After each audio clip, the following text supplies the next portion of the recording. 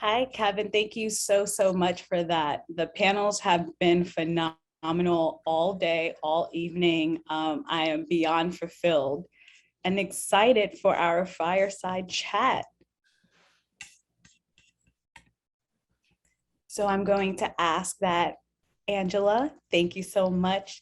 Hello there, Dr. Pamela C.V. Jolly. Wonderful to see you. You too, Najaah Yasmine Daniels. So I want to start off by just giving everyone a second to breathe. I know we have had a jam-packed day of events, and I'm so grateful for everyone who has been joining us both virtually and in person. I see you there, Philadelphia. And I just want to take a moment to collectively breathe. So in a count of 3, I'm going to ask that everyone breathes in with me and hold and then breathe out. All right. 1, 2, 3. Hold and release. Thank you so much for joining me in doing that. As we get the night started, I want to again invite you to fill out the survey or questionnaire that's been going around this evening. We also are going to be participating in a quick poll in a little bit. So I'll remind you when to participate in that. But again, providing your feedback on what you have enjoyed for the sessions, what you would like to see more of, how we can come together again in community and education is so wonderful. And please be sure to share your feedback there.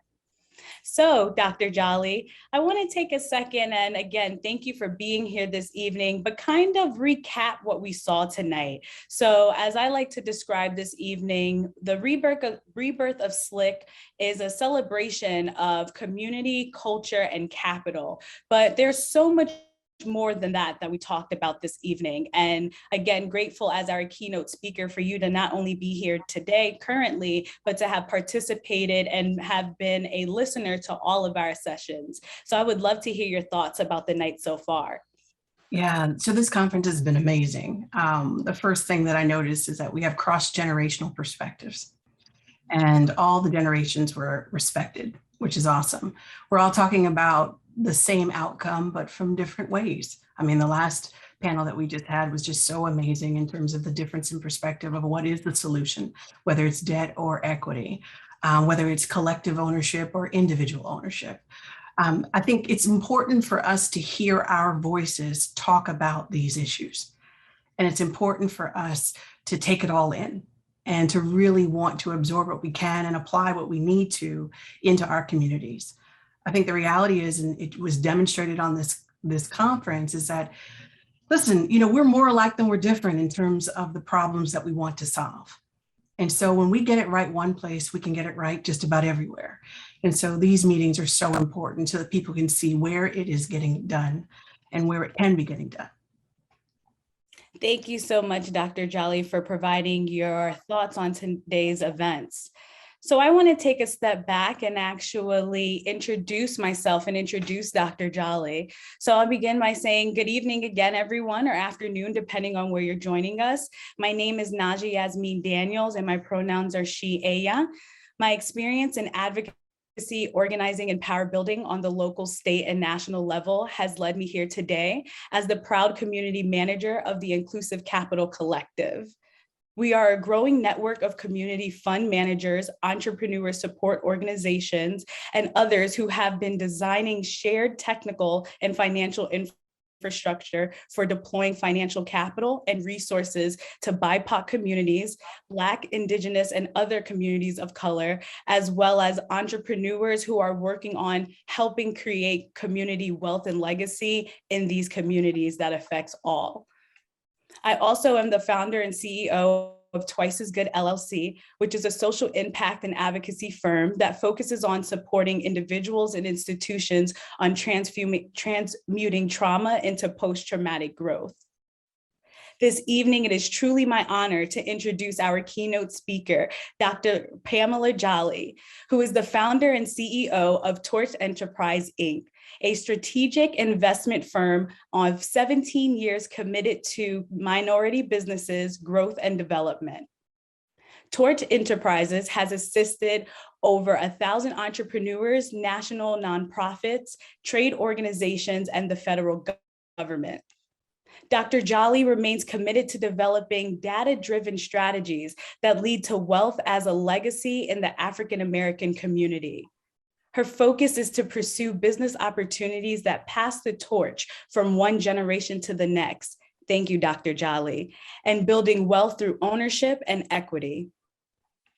Dr. Jolly uses her extensive background in financial services, strategy, community, and economic development, as well as theology, to help entrepreneurs and corporations make sure that their social impact investments are thriving and succeeding in the community.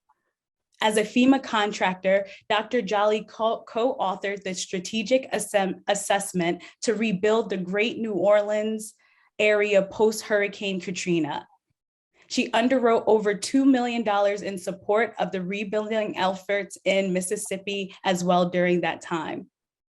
These two experiences sparked her desire to find alternative ways that individuals and groups could work together to rebuild their communities with ownership and equity. This commitment level has made Dr. Jolly a sought-after speaker, strategist, delivering keynote speeches like tonight, workshops, lectures in over 150 US cities and abroad. Again, Dr. Jolly, it is truly my honor and my pleasure to be here with you this evening, and thank you again for passing on the torch. Likewise, I'm glad to be here. And it was 200 million, not 2 million. So yeah, or in New Orleans. Yeah. All right, Dr. Jolly. So I have an opening question for you this evening. How do we keep motivated despite personal and professional barriers that may come your way? And do you have a personal mantra that you're willing to share? Sure. So I'll start with the mantras, and there's two that really warm my heart. And one is from my grandmother and one is from my father. My grandmother said that the way forward is back through. And it's so true, because in my research, what I found is that, every fourth generation repeats itself. And it takes 3 generations to build legacy wealth and only 1 generation to lose it. But when the 4 generations stay together, the wealth wheel can begin to turn. And that's what we're experiencing now. What my father said was that a person can only see as far as they can afford. And he said that to me when I was in New Orleans. And he basically said, you're talking about 9 zeros, where there are some people in this community that can barely see as far as 1. And so when we're having a conflict, when we're having a dispute, check the zeros that they can afford to see, because this is a big opportunity, but it's a long road and a long journey. Thank you so much, Dr. Jolly, for that response. I also want to take a step back and talk about shifting narrative and what that means when we're looking at the zeros, as your father was saying. Yeah, so narrative change has been a coined phrase that we've used for many years now. And when we think about shifting a narrative, for me, it's shifting a perspective. The only way the narrative can change is when we start looking further down that road. So when I hear the changing the narrative, shifting the narrative, I'm hearing it's time to look at the same problem in a different way. And so for me, there's different perspectives, and those perspectives are found in our generations. So Najaah, your generation has a perspective of how this problem can be addressed. My generation, Tom's generation, the generation before him. And so we all have these different perspectives, but what I found is to shift the narrative for real, all 4 of those perspectives have to come together. Thank you so much for that, Dr. Jolly, and I agree 100%. That's one of the beauties of the Inclusive Capital Collective. When I joined earlier this year to this network of just brilliant folks who have common ground across the country that see how their impact can truly make a difference, the generation intersectionality piece there really took took me by surprise, because it's not something that we see often, the willingness to learn and unlearn from each other and to do this together. So thank you, Dr. Jolly, for uplifting that. I also want to talk about something else that may be a bit of a trigger for some folks, regardless of how they identify, but definitely a buzzword and things that we're discussing not only in our work, but in society overall. How do you see folks defining systemic racism, and what is the perspective there, or how should we be looking at that? Yeah, so, not a should, but I'd ask people to consider. When I think about systemic racism, we use a lot of words. So in my dissertation research, I interviewed over 7,000 African Americans across the country, qualitatively, and 45,000 quantitatively. But what I did was a multi-generational ethnographic word study. What that means is I just asked 7,000 Black folks to define 7 key words. What I got was about 7,000 times 7 different definitions. The takeaway there is what we say the same words, but we don't mean the same things. So it's really, really important that we understand what we are meaning by the words that we say, because some people can be triggered by a blind spot in how we're defining it. So more importantly for me, systems are neutral. People are biased. And in this conference, one person said that they believed that the system was working exactly as it was designed. The problem is that it's not inclusive of groups of people. So the history of the system, right? So for me, I feel that if more of us participated in the system, which is what you're advocating for now, that the system would be biased in our favor. And so when we think about systematic racism, I look at race as an economic construct. So for me, oftentimes we get distracted by Black and white when the real issue is green. And so this green that we're talking about in terms of real estate, in terms of businesses, all leads to wealth creation as a matter of ownership. And so when we think about what role do you play in biasing the system? Yes, we have a tremendous history of rules and regulations that have blocked certain segments of our community, most importantly for our conversation today, our community. But where's the opportunity now? And so I'll close it by saying this, because I always like to look forward further down the road. If 2045 is our marker, and we will become a minority majority nation, and the middle class drives the economic economy of America, not just our community, then what you're doing here in this conference with these organizations is creating a burgeoning middle class that will drive the economy for generations to come. And so we must bias the system in whichever way our values and our culture allows. Thank you, Dr. Jolly. Going into some more questions for this evening, what do you foresee as the future of the industry, and what is preventing us from getting there? Yeah, so this was also a theme throughout the conference. It's reported that over $158 billion was allocated post the murder of George Floyd. But to date, about $71 to $91 million has actually been distributed. This roadblock about investment, my prayer is that we start to understand what it means to be investable. I do a lot of research. And one of the comments that I had in my most recent qualitative study, someone said, the Black community is a little too resilient. We figure it out on our own. An investment for me is an alliance. There's an opportunity for us to receive investment. Now there's different types of investment.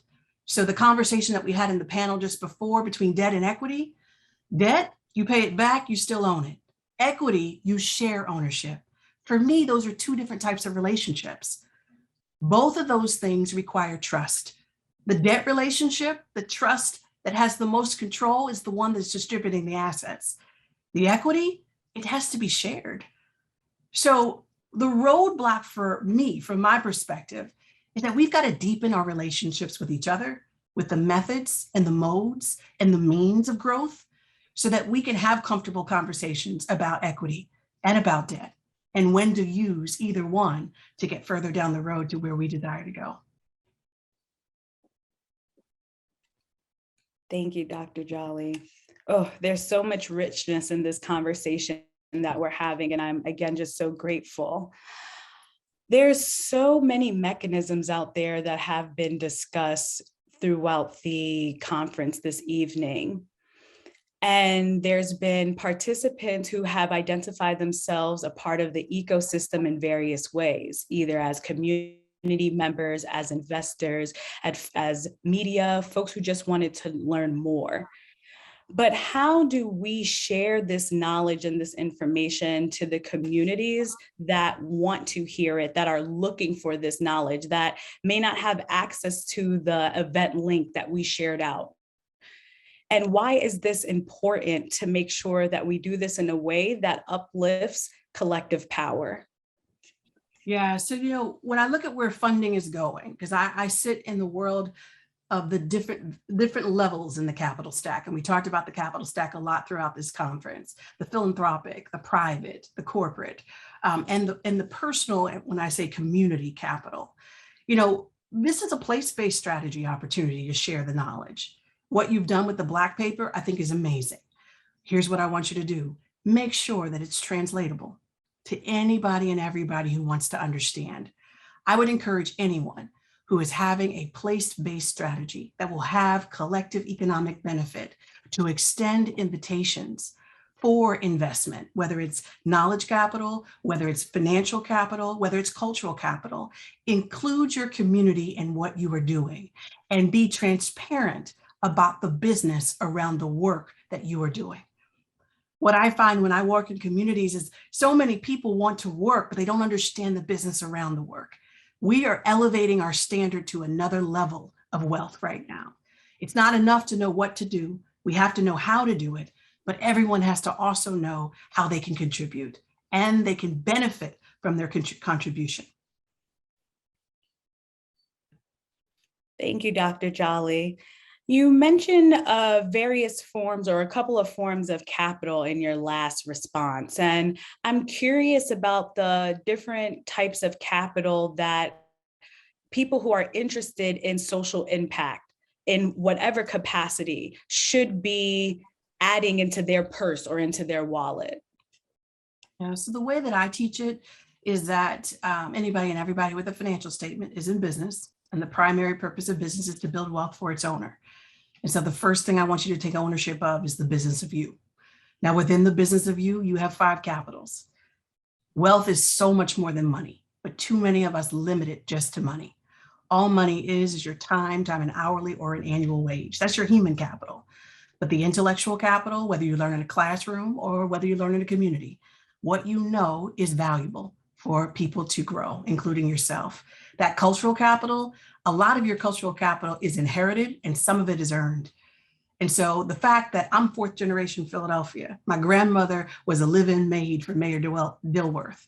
So understanding the history of the community, understanding why Philly people love Philly the way they love Philly, that is cultural capital. That's a way to be able to be compassionate about the way we pursue our projects in our city. And then you have the social capital. And so I want to challenge everyone. Listen, it's great to know somebody. My thing is, how can you build wealth with them? How can you start to take the relationship beyond the casual to the business so that we really can start to have wealth conversations, not just in word, but also in deed? And then lastly is spiritual capital. What I found in my research is that anybody and everybody that's faced with a financial or personal life challenge, they close their eyes and believe in something. Take ownership of what that is and believe that you will succeed, because what you believe will drive your action. And so a lot of people say a lot of great things. My question is, do you believe it? So if you are trying to do something audacious in your community around this topic, figure out where your unbelief is and get rid of that roadblock by figuring out how to ask for the help that you need to succeed. Thank you, Dr. Jolly. When you speak about this spiritual capital, and as I was going over your bio and talked about how you include theology into your work, how have you been able to blend the two as as we live in a secular society where folks are not always comfortable with speaking about a higher being, God, religion, and they often relate community or stewardship to religion. So how have you been able to merge these items? Yeah, so I've been blessed to be able to talk about faith and finance across this country. It's important that you know that while I am a believer, I am also a theologian. I have a master's in systematic theology. So religion is what you do about God, and that is your business. Spirituality is what you feel about God, and that is your relationship. But theology is what you think about both. So if we can have a thinking conversation about what you believe, then we can have a shared theology about success, about wealth, and about progress. And so that's where I meet people. Everyone believes in something. I let God be God all by God's self. Let's just anchor to the fact that you believe in something outside of yourself. Thank you, Dr. Jolly. Well, I have a bunch of questions that I can ask you all night, or at least until the rest of our discussion. But I do want to take a moment to open the chat to some of our participants who may have questions for you and the work that you have done and currently do. So I'm going to take a step back and invite participants again. Please add in the chat, or if you would like to unmute yourself, please raise your hand using one of the reaction buttons at the bottom right hand of your screen, and we will make sure that you'll be able to have your voice heard.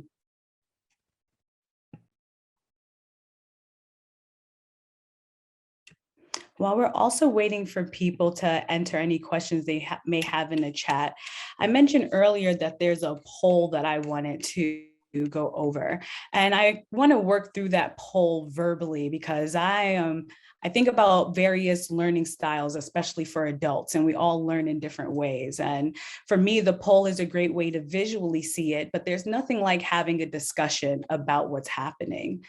So, and also, if you have filled out one of the questionnaires or surveys that has been floating throughout the chat, you may have also seen that question there. So the polling question I have for this evening is, what is preventing Black, Brown, and BIPOC practitioners and capital innovators from accessing capital?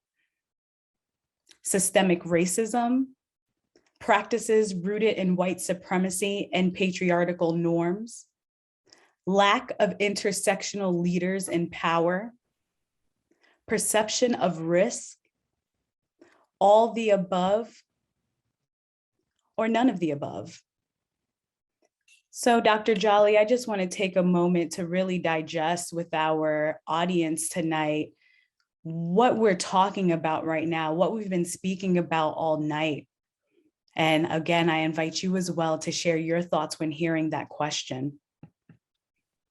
Yeah, so two things. I'm looking also at the chat and somebody had a question, but I want to follow your lead. And so you want me to speak to one more time? I'm sorry. The polling question, and I will definitely get to the question in the chat. Yeah. So when I look at the options for your poll, and let me repeat them: systemic racism, practices rooted in white supremacy, lack of intersectional leaders in power, and perception of risk, and all of the above. All of these things have been spoken about. Each and every single one of these is a perspective, from my perspective. So the systemic racism piece is the systems in place which require policy changes. You know, people talked about redlining. You know, there's an amazing fund called the Black Star Fund that just raised $25 million to address contract for deeds. And so contract for deeds were a part of redlining. But there are some people in the Middle South who actually don't truly own their property, but they're able to now refinance that and lower their price point and increase their ownership. And so these are second and third generation college educated Black men who are going back to their hometown with an understanding of having worked at some of the largest pension funds and applying what they learned to be able to reconstruct the systems with financial vehicles to be able to address systemic racism. And so if that's your interest, understand the policy, understand the systems, and understand the mechanisms. The practices rooted in white supremacy and patriarchal norms, for me, that's relationship. I'll be honest with you, and Della said it great, capital flows where it knows. Wealth is cultural. And so literally people either see it or they don't. It's about relationship. So it's imperative, it's hard to build something in a period of war, right? I'm a winner, not a fighter. And so I always look for that low hanging fruit of where can we build from? And so there's a lot of capital out here. The question is, how do we build the right relationships? Are there people who will always look at our community and basically think that we aren't investable? Perhaps, but that's not where I encourage you to focus. Where I encourage you to focus are those who look at you as fertile ground, because our communities are fertile ground and we are the opportunity to be able to reap that harvest. The lack of intersectional leaderships and power. Listen, I found there's two economic constructs in the African-American community. There's the intrapreneurs and the entrepreneurs, best demonstrated by W.E.B. Du Bois and Booker T. Washington. Some people earn their way, some people own their way. Regardless of which way you choose, there is a closed loop economic circle that we can build. The earners can invest in the owners, and the owners can provide a return on investment. And so let's come together and leverage our perspective and our power so that we can get to that shared desired outcome. And then the perceptions of risk. I mean, that panel was so amazing when they talked about the different types of risks. Perception is not reality. So share your truth, share your reality, so that basically what people perceive, they can start to see that that's a myth and you are the reality. Thank you, Dr. Jolly, so much for breaking that down with us. I see that some folks have put their thoughts in the chat, all the above with what's happening and why BIPOC practitioners, Black and Brown practitioners cannot access equitable funding. I also see a question here from Clayton Ben.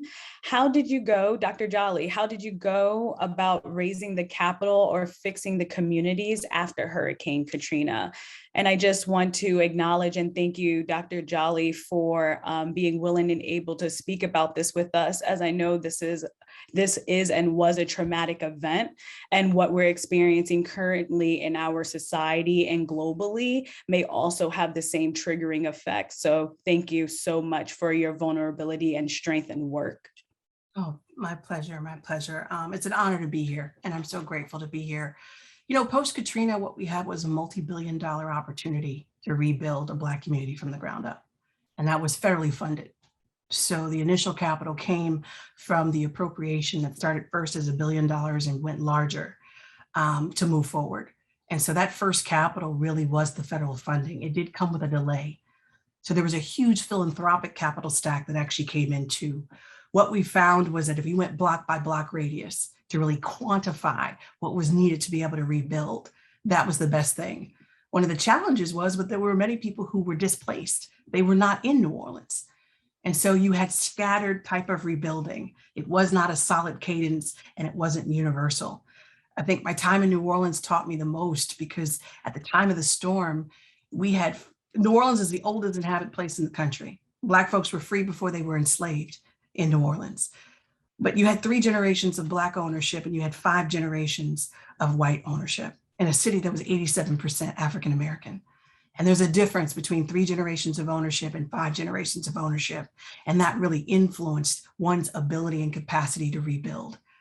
So raising capital wasn't as easy as you thought, even though you had all those sources of resources, because the relationships needed to be built and the trust needed to be established.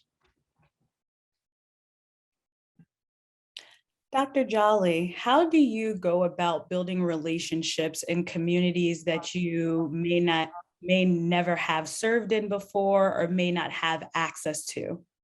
Yeah. So the reality is that you have to own the outside perspective. Like, I'm an outsider in these communities. And so you have to be compassionate. And so it's not your way, it's their way. And so as a result, you have to understand their way and see how you can contribute. You also have to be very trustworthy, which means that there is no agenda. You really have to marry yourself to their desired outcome. and you add to that outcome however you can. And so this is more relational than anything else, because once you have the relationships, and that's what I want everyone to really, really think about, what was said repeatedly throughout this conference, this is a long road. This is a long game. It's not a short game, which means that the relationships you build now in the beginning, build them in ways that they can create, build, grow, and expand in a lifetime. This isn't a 24-month job. This is really a legacy building opportunity. So build legacy relationships, ones that will change and evolve. Hopefully they will deepen and they will strengthen, but make sure you look at it from that perspective. We talk about legacy, Dr. Jolly. I think of long-term gain versus short-term. And also that's so difficult, or can be so difficult to think about when you're focused on surviving, which many of our communities currently are. So my question to you is, how do you self-regulate is the word that's coming to mind. How do you self-regulate in times where you can't see the finish line? Yeah. So I think that's where we have to come together. I think it was in Tom's panel when they talked about wealth. You know, it takes about 40 years for a community to turn. And think about that, right? So 2 generations of people believing and wanting something to happen, and then finally it does happen. Now that 3rd generational turn of that community is oftentimes when we pack up and we sell and we leave. And so we need to have these conversations across generations about the importance of staying, about the importance of staying grounded, growing where you're planted, and moving forward. And so that's important, the patience. One of the things that I learned, I can't believe I started my company 17 years ago. Now I'm committed to the same business plan that I wrote 17 years ago. But Lord of mercy, if God had told me that it was going to take 17 years to get to where I am, I don't know if I would have chosen this journey. But each part of the journey was necessary for me to have the perspective that I have right now and to play the role that I play. So I need you to understand that your role will evolve, your influence will expand, but this is a long journey. So stay connected and stay committed. Thank you. I have a question in the chat. What is one thing, Dr. Jolly, that you would suggest a person do to be active in changing the landscape? Yeah, so I'm not going to assume that I understand what you mean by changing the landscape, but I'm in the process of doing a landscape analysis for Black wealth in a state. And so what I'll talk to you about that is you first have to understand what the master plan is, right? Because if you want to change the landscape, there is a blueprint. The blueprint is often the master plan of the city and where the capital flows are going from the federal to the state to the local. You've got to get very smart about where the money flows are. You need to know where the opportunity zones are. You need to know who are the stronger stakeholders. You also need to understand what the national and local philanthropic capital is investing in. You need to understand that lay of the land. You also need to take an economic view of this. It was mentioned before about how we are twice or sometimes 3 times as likely to be rejected for a mortgage or a loan. There's something called HMDA data. Well, we don't show up in the HMDA data if we don't even apply for the mortgages. So our desire for home ownership might appear like we don't have it, but it's because we're not showing up in the data because we aren't getting the actual mortgages. So you got to do your homework to really understand what I call hidden in plain sight. I'm working on building this econometric model to build a business case around increased investment in Black-led social and economic change. Having to go through these economic variables and understand how these variables influence where capital flows go and where we show up and where we don't show up helps me understand how to define the change that needs to happen that may not be on the radar. So figure out where you want to really play and recognize that there's a business model around that area, that problem already, but get very smart about the landscape of that so that you can change it with clarity and confidence.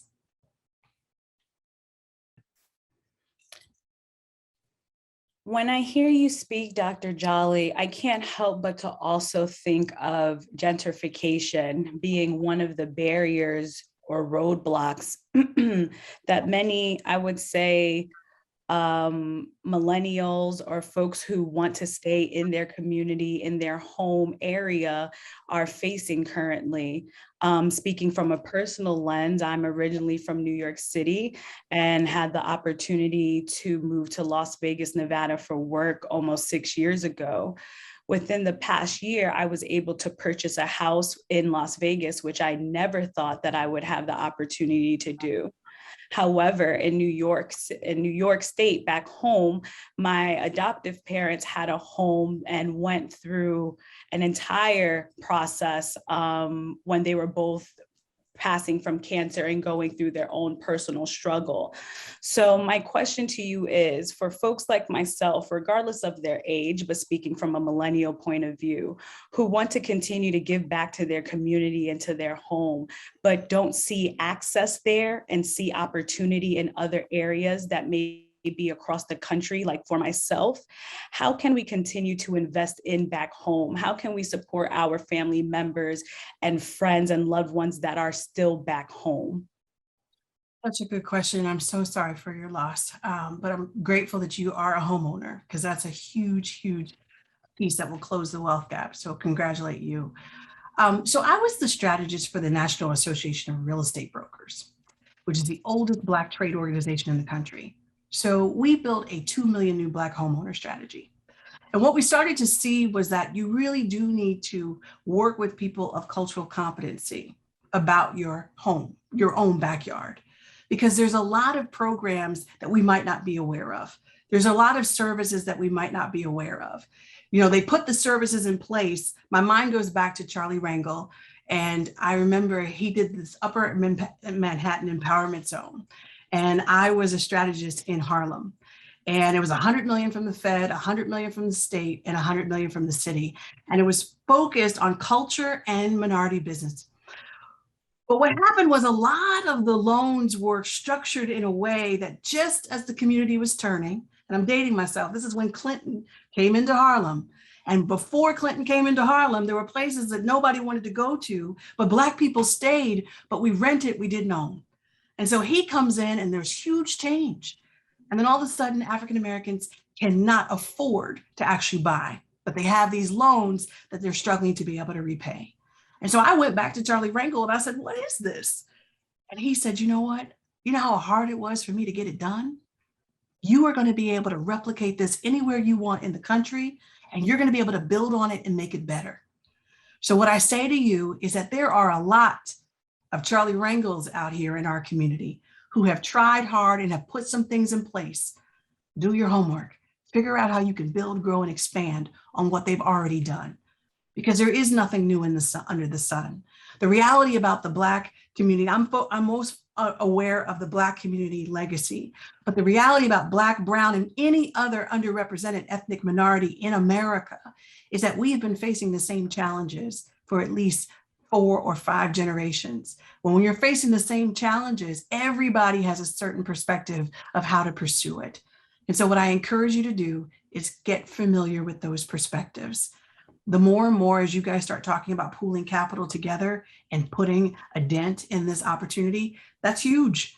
And so I would encourage you to find ways to not start something new, but build on something that is already existing in the communities that you choose to.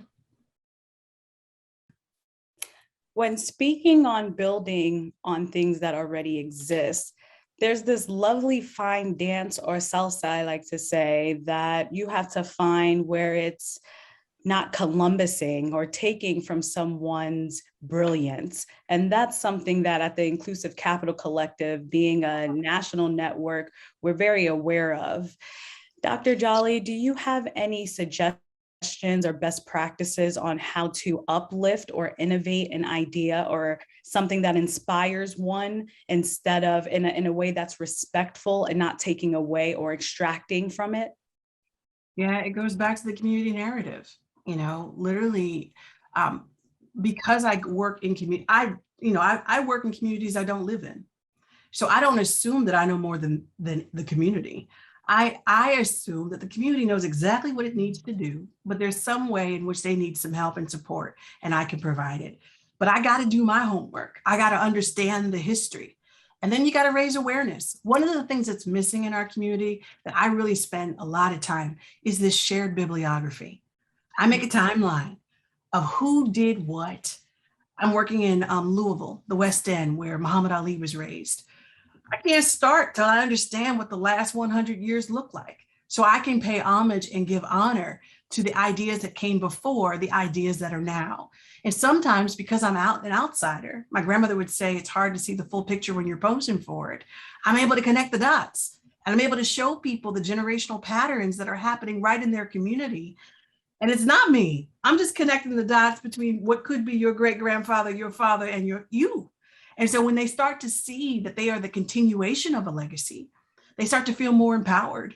And all I am is a supporter for them to be able to go further down the road. Dr. Jolly, Dr. Jolly. Oh man, I again invite folks to put any questions or comments they may have in the chat to interact with myself and Dr. Jolly during our conversation.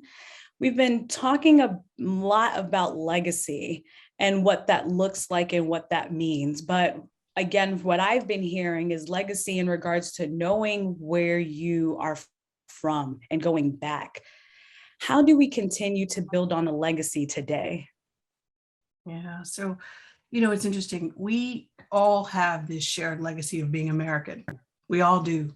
And so the reality is, as I see it, post-emancipation, there was a dysfunctional relationship that really started to happen. America didn't say time out, let's create a business plan, a business model for diversity and inclusion. And formerly, it meant the newly emancipated slaves didn't say, let's create a business plan for freedom. And so we went our separate ways, and we started to develop things that are mirror reflections of each other, two sides of an equity table where there's no seats. And so the ability for us to be able to sit down and have a conversation about how the past connects to the present and to the future is really, really necessary. Because there have been times I've been in rooms and in meetings where if I just looked at the surface appearance, I would think that people would not want to do what I have seen them do in support of our community. It really is about a relationship. I'm a Wharton grad, and doing my homework, literally the reason why African Americans became a priority at the Wharton School, because prior to Martin Luther King's death, there were only 2 African Americans who had graduated from the Wharton School. But upon his death, the dean of Wharton at the time realized that what was missing from the civil rights movement from his perspective was a business model. So he went out and recruited more African Americans to the Wharton School with the hopes that he would in some way be able to contribute to a business model. The second class of 72, had Reverend Jesse Jackson's half brother. He created the business model for Operation Breadbasket. So everyone can contribute from both sides of this equity table. The way these things happen, they're not in open, it's not transparent. It happens in the confines of relationships. So recognize, just if you do not have those relationships, please don't think they're not happening. Build your own relationships and realizing that you're contributing to a broader narrative that time has really come. It's our time right now. It is our time to be able to take full possession of the land that we live in, and which is our communities. There is value there. There is opportunity there. Let's focus on ways in which we can become investable. Let's figure out the terms and the rules and regulations of the investment. Let's be about our business. Let's put our wealth mask on first, and let's get really clear about what our win is. And let's not keep it to ourselves. Let's pass our torch while it's still lit. Let's share it with the people that are coming behind us, and let's ask for more permission from the people who have gone before us. Thank you, Dr. Jolly. We have a question in the chat. Can you speak about your economic metric work? I'm interested to hear about what interesting data patterns and trends you have seen based on research and work. Yeah, so I sit on the board of, I sit on quite a few boards, but one of the boards built this model called Black Love, and LOVE stands for Live, Own, Vote, and Excel. And so when I was tasked with creating this econometric model, I pulled in some of the best economists and other PhDs to be able to look at this. And what we did was we aligned variables to live, own, vote, and excel. Now, some of the variables, in order for an econometric model to have strength, you need 50 plus data points, 20 years of data. There are some data points that are necessary in our community to collect that don't have 20 years. And so we had to really start to look at proxy data in ways in which we can support what we're building. We are in the process of building it, but we will be writing a white paper about what it is, and we are leveraging it to raise capital to better support one community to start, with the prayer that this will be a model that other communities will want to use as well. And so while I can't speak of specifics, so HMDA data for home ownership, there's 4 things that will accelerate the closing of the wealth gap. And we started there: increased income, increased savings, increased ownership, and increased inheritance. So when you start from those 4 key things, there's a variety of different economic variables that you can start to collect to put together in bundles of outcomes that can then form an index. And that's what we're working towards. Dr. Jolly, when speaking about data, there's always this tension between qualitative and quantitative data, and who wants to see what. Can you walk us through what methods you have used that have been successful when speaking about the Black community in regards to data? So I focus on what I call a culturally relevant approach. So the quantitative data informs the qualitative data and vice versa, because it's really important. The quantitative data will share with you patterns, but the qualitative data will put with the word that we started with, the narrative around it. The story is so important because it's not just the numbers, it's how the numbers came to be. So that mixed method approach, and the way that I define the culturally relevant approach is, it's hard to see the full picture when you're posing for it, but some folks just can't see what they don't know. And so I work with African-American PhDs and those who are expert and adept at both the cultural capital as well as the intellectual capital to be able to analyze the data stores.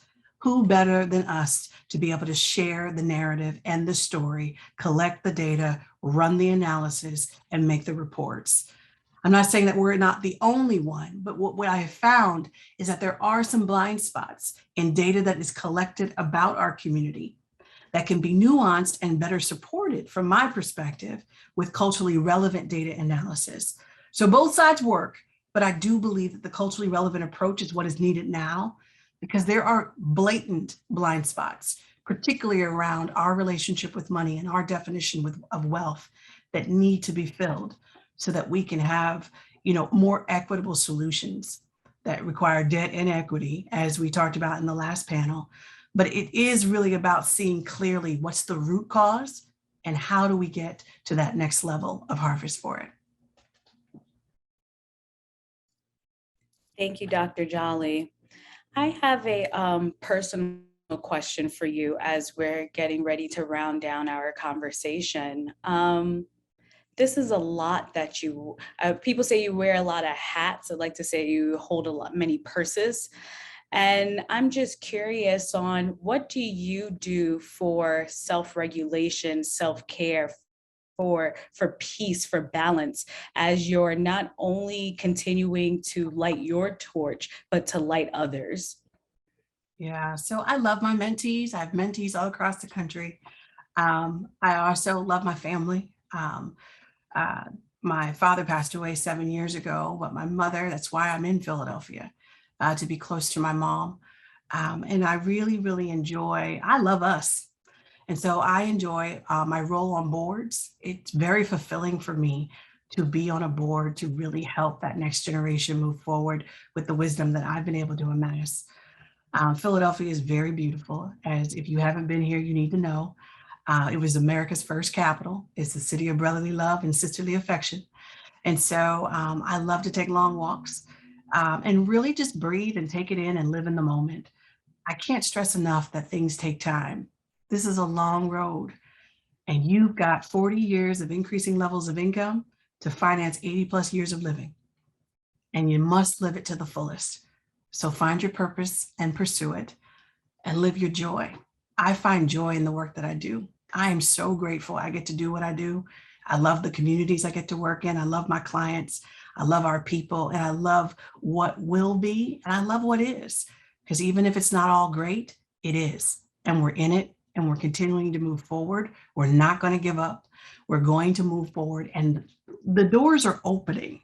So for some who can't see it, the doors are opening. I don't know why it's on my heart to say, between the boomers and the millennials, $30 trillion is being passed in the form of an inheritance.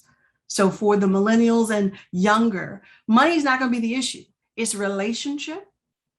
It's understanding how to be investable. It's understanding your worth. It's understanding how to negotiate. The money will not be the problem. And problems are business opportunities. But I encourage you to open yourself and build some relationships that you might not have thought that you could. Because I promise you, just as much as you want it to happen, there are some folks that you might not expect that want it to happen too. I'm so glad that you ended that way, because I do have one more question, Dr. Jolly, before we let everyone know how to contact you and contact the Inclusive Capital Collective. Just for fun, could you walk us through a time where you built a relationship with someone that was unexpected, that you didn't think the relationship would turn out the way it did in a positive aspect? Yeah, so little secret about me, I'm a jolly girl through and through, love people, but I love mean people. I love people that are mean, that you look at them and you're scared. And so I have a mentor that to look at him, he doesn't look nice. And I've learned so much from him over the course of 20 years because he said some things that hurt my feelings. But what I realized is that hurt means healing. I needed to understand his perspective. He also said some things that stopped me in my tracks about things that I thought it was best to do, but I wasn't having my head in it, my heart was in it. And so he taught me the importance of having both the head and the heart in what you do. You can love us, but you also must understand how to sustain that love. Some of us burn out in this work. And so I praise God that I walked up to this mean old white man. And he basically looked at me and he said, "What do you want from me?" And I said, "I just wanted to learn." And so he decided to give me some lessons. And now 20 years later, I'm a different person because of it. So I encourage you to not let the appearances dissuade you from what could be a blessing, because sometimes we need to be blessed with somebody else's truth so that we can strengthen our pursuit of our own. Thank you, Dr. Jolly. I see that you have some love in the chat. Folks are happy to have you in Philadelphia. We have about 5 minutes or so before we come to a wrap up. And I just want to ask you, Dr. Jolly, what else is there should we know about you before I give folks your contact information and let them know how they can continue to reach out to you? Yeah, so the fruits of my dissertation are many. I created something called the Narrow Road, which is a culturally relevant system that really helps people build a better relationship with money to define wealth for themselves. And I'm launching the Wealth Finishing School that's coming at the end of the year. I truly want people to elevate their standard of business to wealth as they define it. All of my research is packed into this really wonderful model and framework that I teach people. I run cohorts across the country, so I've seen firsthand how it helps people of all socioeconomic levels.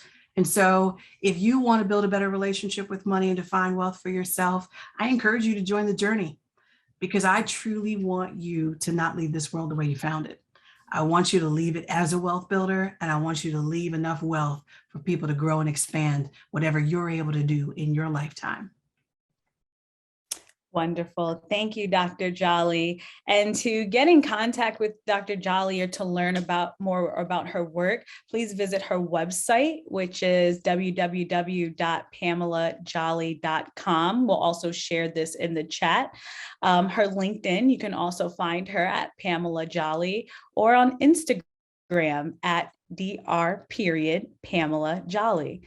It's been such a pleasure, Dr. Jolly, to have this time with you. I want to again thank everyone who's been joining us and invite you to also learn more about the Inclusive Capital Collective. Our website, which will also be in the chat, is www.inclusive/capital, or excuse me, -capital.us. And you can follow us on Twitter at capital_cope. COO for co-op. Thank you so much, everyone, for joining us this evening for our fireside chat. Dr. Pamela Jolly, you are a gem and a light, and it is my pleasure and honor to have been able to have this discussion with you tonight. Likewise, thanks so much for having me, and I wish you continued success in all that you do. Thank you.